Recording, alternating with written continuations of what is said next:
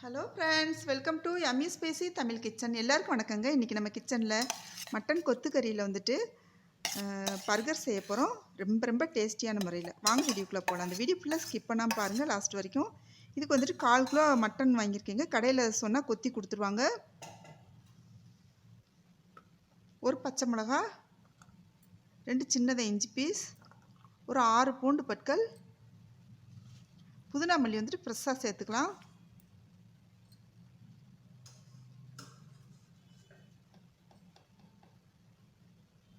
அரை ஸ்பூன் மஞ்சள் தூள், இந்த மட்டனுக்கு தேவையான உப்பு போட்டுக்கலாம். இப்போ வந்துட்டு ரொம்ப சின்ன ஸ்பூனில் 2 ஸ்பூன் அரிசி மாவு கலந்துக்கலாங்க. அதில் இது வந்துட்டு சாஃப்ட்டும் கொடுக்கும், கொஞ்சம் கிறிஸ்பியாகவும் வரும். இப்போ நம்ம இதை வந்துட்டு அரைச்சி எடுத்துக்கலாம். இது 1-2 அரைச்சா போதும். இது வந்துட்டு ரொம்ப நைஸாக அரைக்க தேவையில்லை. இப்போ வந்துட்டு ஒரு 6 பட்டர் பீஸ் சின்னதாக சேர்த்துக்கலாம். அதையும் அரைச்சி எடுத்துக்கலாம். இப்போ இது எதுக்கு பட்டர் சேர்க்குறேன்னா, இது வந்துட்டு நம்ம இந்த பர்கருக்கு வந்து நல்ல ஒரு க்ரீமி பதம் கொடுக்கும். சாப்பிடும்போதே அவ்வளோ ஒரு சாஃப்டாக நல்லாயிருக்கும். அதனால தான் பட்டர் சேர்த்துருக்கேன். நீங்கள் பட்டர் வந்து ஆப்ஷனல் தான். பட்டர் இல்லை அப்படின்னு சொன்னால் இந்த கொஞ்சமாக 1 ஸ்பூன் எண்ணெய் ஊற்றி அரைச்சிக்கோங்க. இப்போ கொஞ்சமாக வந்து சில்லி ஃப்ளேக்ஸ் சேர்த்துக்கலாம். இதை கலந்து எடுத்துக்கலாம். மிளகாய் வத்தல் வந்துட்டு மிக்சியில் 1-2 நம்ம ஓட விட்டு எடுத்தோம்னா அதுதாங்க சில்லி ஃப்ளேக்ஸ். அப்படி இல்லை அப்படின்னா மிளகாய் தூள் சேர்த்துக்கோங்க கொஞ்சமாக. இது வந்து நம்ம கலந்து வச்சாச்சு.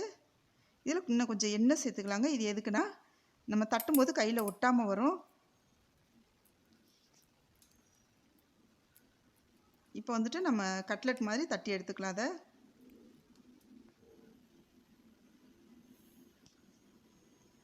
இப்போ ஒரு பாத்திரத்தை அடுப்பில் வச்சுட்டு ஆயில் சேர்த்துக்கலாம்.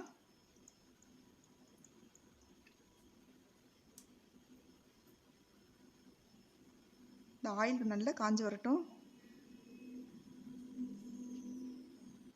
இப்போ இந்த கட்லெட் நம்ம தட்டி வச்சதை எடுத்துகிட்டு பொரிச்சு எடுத்துக்கலாம்.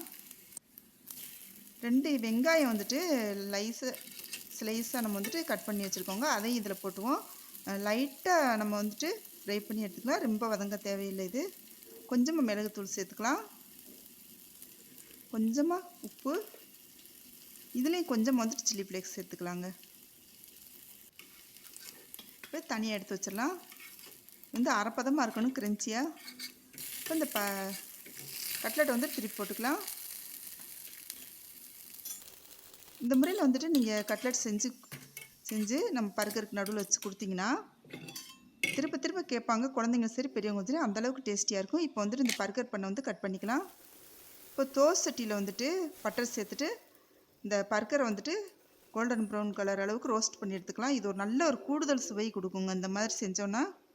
இந்த பர்கர் பண்ண வந்துட்டு இப்போ ரெடிமேடாகவே எல்லா கடைகளுமே கிடைக்குதுங்க.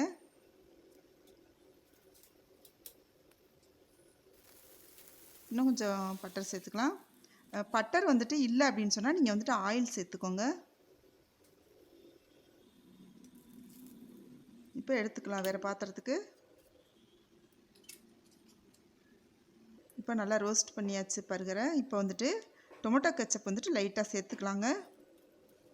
இது வந்து நம்ம ஸ்பூன் வச்சுட்டு ஸ்ப்ரெட் பண்ணி விட்டுக்கலாம். இப்போ மயோனிஸ் கொஞ்சம் சேர்த்துக்கலாம். இது வந்துட்டு ஒரு நல்ல ஒரு டேஸ்ட் கொடுக்குங்க. இப்போ இதையுமே ஒரு ஸ்பூன் வச்சுட்டு ஸ்ப்ரெட் பண்ணிக்கலாம். இப்போ சீஸ் ஸ்லைஸ் வச்சுக்கலாம். 2 இதுலேயுமே வச்சுருக்கேங்க. அந்த சூட்டுக்கே கொஞ்சமாக அது மெல்ட் ஆகுங்க. இப்போ தக்காளி ஸ்லைஸ் வந்துட்டு வச்சுக்கலாம். நம்மளுக்கு தேவையான அளவுக்கு வச்சுக்கலாம். இப்போ அந்த கட்லெட் எடுத்து வச்சாச்சு. இப்போ இந்த வெங்காயத்தை வச்சுக்கலாங்க. இப்போ லெட்டஸ் லீஃப் வந்துட்டு எல்லா டிபார்ட்மெண்ட் ஸ்டோர்லையுமே கிடைக்குது. இப்போ அதையும் வச்சாச்சு. இப்போ இன்னொரு கட்லெட்டை வச்சாச்சு. இப்போ அந்த இலையை வச்சுருவோம் அந்த பர்கர் மேலே. இப்போ ஆனியன் வச்சாச்சு.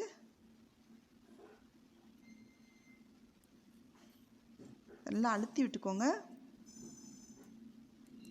நம்ம வந்து லெட்டஸ் லீஃப் வந்துட்டு எந்த அளவுக்கு தேவையோ அந்தளவுக்கு வச்சுக்கலாங்க. இது சாப்பிட்றதுக்கு ரொம்ப நல்லாயிருக்கும். இதில் நிறைய சத்து இருக்குது.